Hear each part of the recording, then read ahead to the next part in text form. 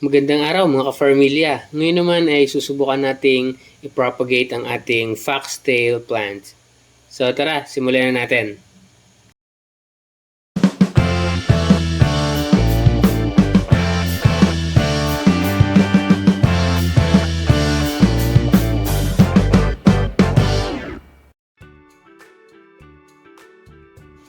So meron nga tayo ditong isang malaking kawan na may tanim na foxtail. At napansin ko na medyo malago na ito at parang masarap nang i-propagate.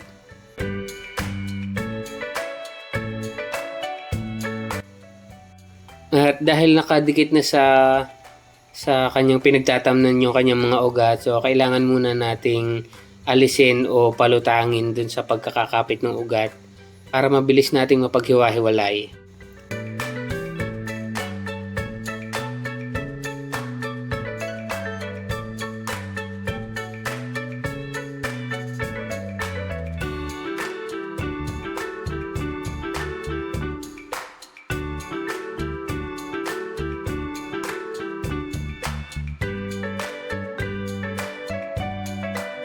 At sobrang bigat na ng kanyang ugat kaya tatlo na kami nag-usong-usong dito para may alis namin doon sa kanyang pinagtatamnan.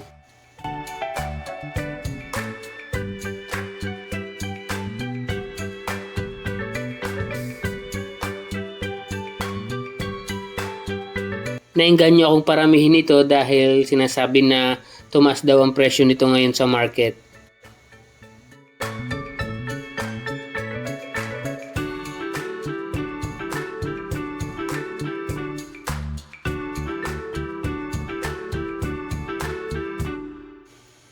Medyo natagalan ako ng paghahati nito kasi napansin namin na masyadong dikit-dikit yung ugat. Hindi namin alam kung saan padadaanin yung aming pamputol o yung aming lagari.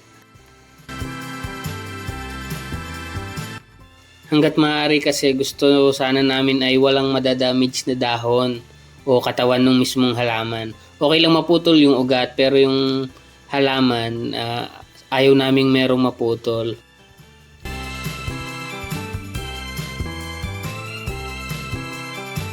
At matapos ng aking paikot-ikot at pasilip-silip, nakita ko rin kung saan hahatiin.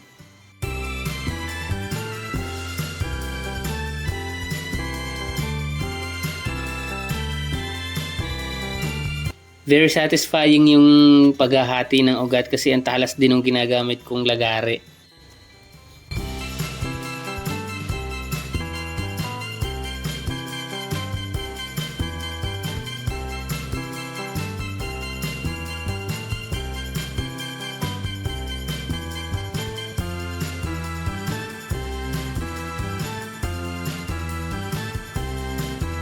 Yan, sa wakas nahati na natin sa gitna. Pero hindi pa dyan nagtatapos kasi hati-hatiin pa natin hanggang sa mas dumami pa siya. The more, the merrier, sabi nga.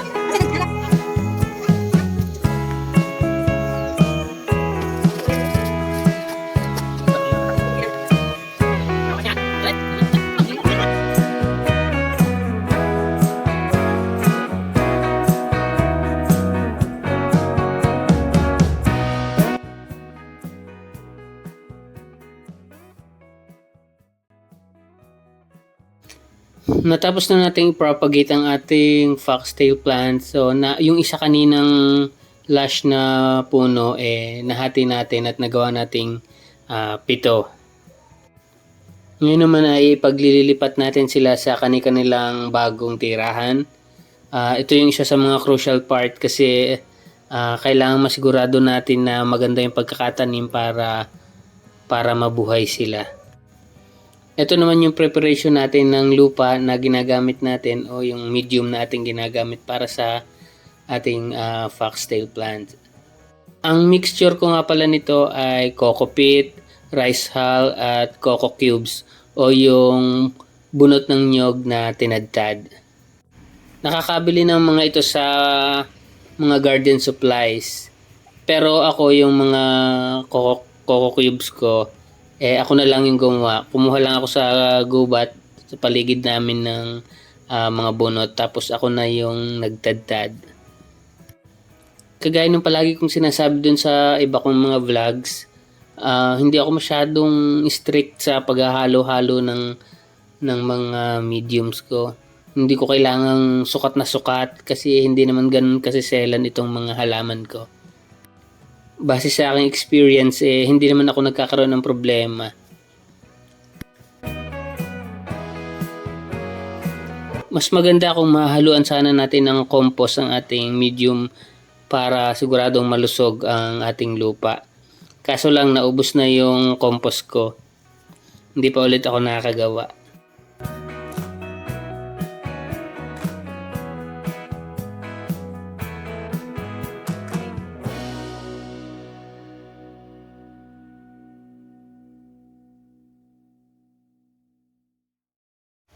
At eto na nga, natapos na nating i-prepare ang ating lupa na pagtataniman. So, ilalagay na natin yung ating halaman.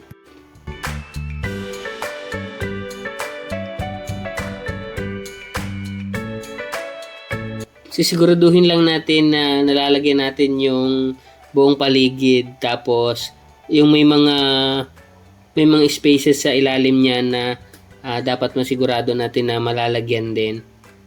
Anyway, yan naman ay didiligin natin kapag natapos na nating ilagay ang mga lupa natin.